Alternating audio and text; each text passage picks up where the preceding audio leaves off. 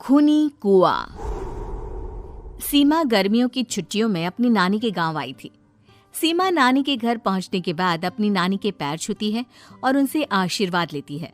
तभी उसकी नानी उससे कहती है, इतनी बड़ी हो गई मेरी सीमा, चल जल्दी से हाथ मुंह धो ले, मैं तेरे लिए खाना लगा देती हूँ। भूख लगी होगी ना?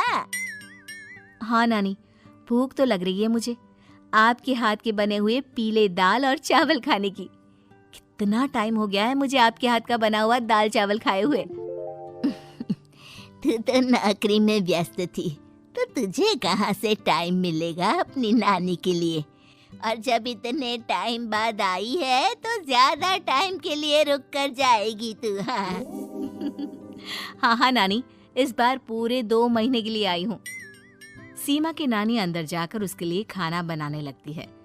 सीमा कमरे में अकेली होती है, तभी उसे किसी औरत के रोने की आवाज सुनाई देती है। वो कभी खिड़की से बाहर झांकती है तो कभी दरवाजे से बाहर झांकती है।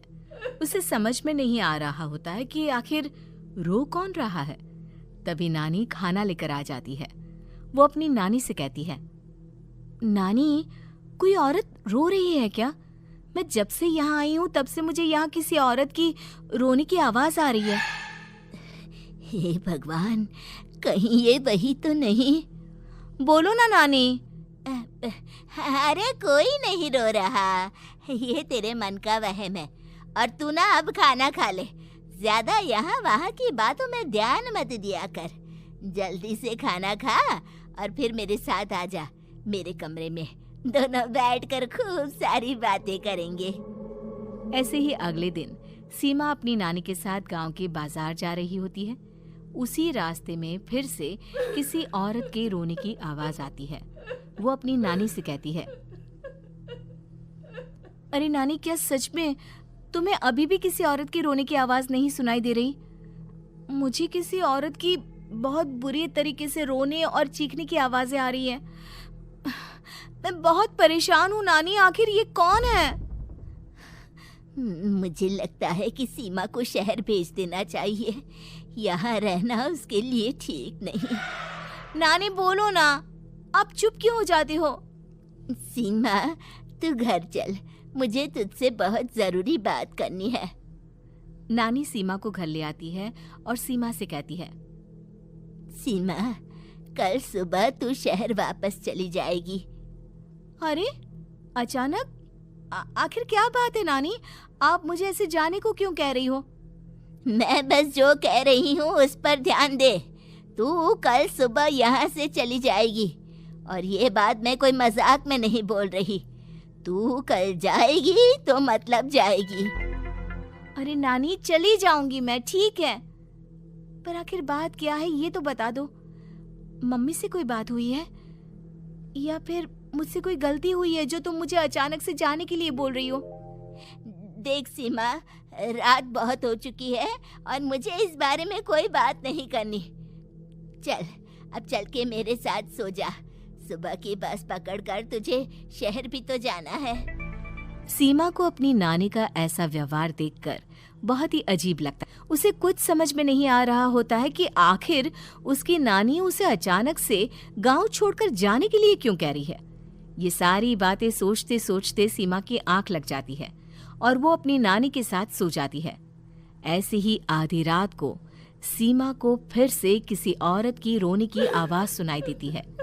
वो उस औरत की आवाज सुनकर बार बार करवटें बदल रही होती है और तभी उसे सपने में भी एक अजीब सी औरत की परछाई दिखाई देती है, जो इतना चीख चीख कर रो रही होती है कि सीमा डरकर उठ जाती है।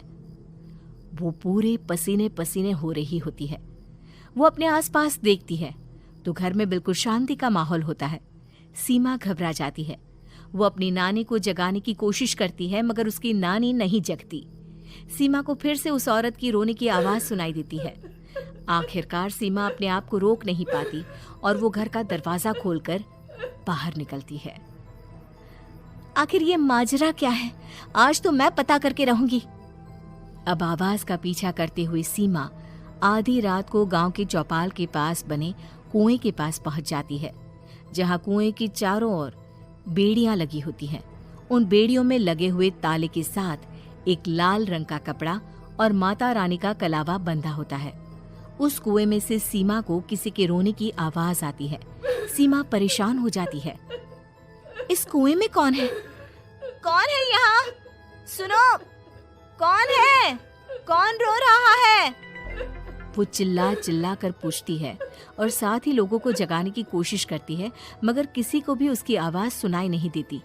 अब सीमा खुद उस कुएं के पास की बेड़ियों और तालों को खोलने की कोशिश करती है और किसी तरह कुछ देर की मशक्कत के बाद सीमा उसको खोल भी देती है। और जैसे ही वो कुआं खोलकर उसके अंदर झांकती है, सीमा उस कुएं में गिर जाती है। इतने में उसकी नानी की नींद भी खुल जाती है और सीमा को पास ना देखकर नानी परेशान हो जाती है।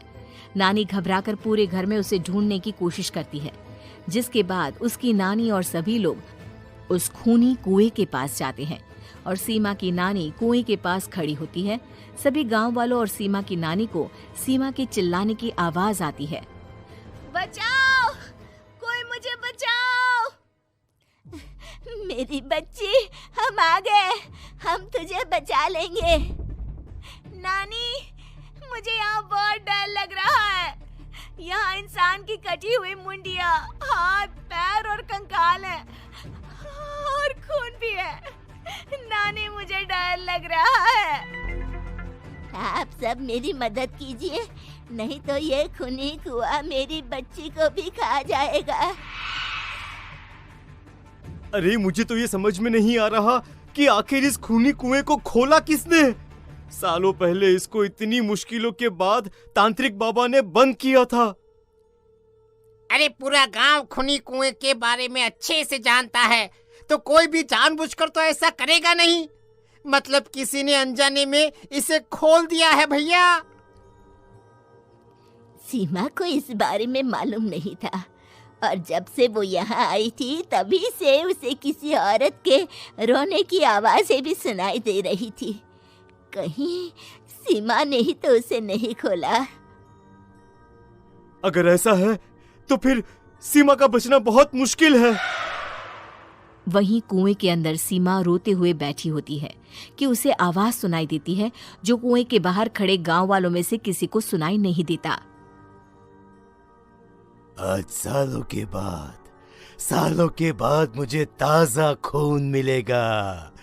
तेरा खून पीकर आज मैं अपनी प्यास बुझाऊंगा।